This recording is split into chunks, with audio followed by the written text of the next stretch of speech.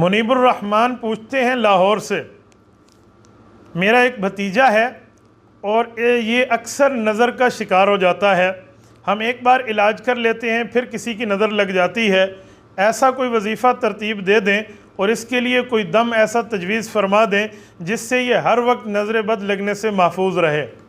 जी भाई मुनीब, इसके लिए वजीफ़ा मौजूद है, मैं उसकी तरतीब आपकी खिदमत में अर्ज़ किए देता हूँ। अगर आप उस तरतीब पर अमल करेंगे, मुझे अल्लाह रब्बुल इज़्ज़त की ज़ात अक़दस से बहुत कवी उम्मीद है कि इंशाअल्लाह आपके भतीजे को ये शिकायत नहीं रहेगी।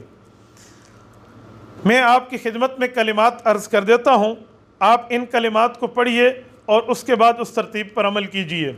अऊज़ु बिल्लाहि मिनश्शैतानिर रजीम, बिस्मिल्लाहिर रहमानिर रहीम।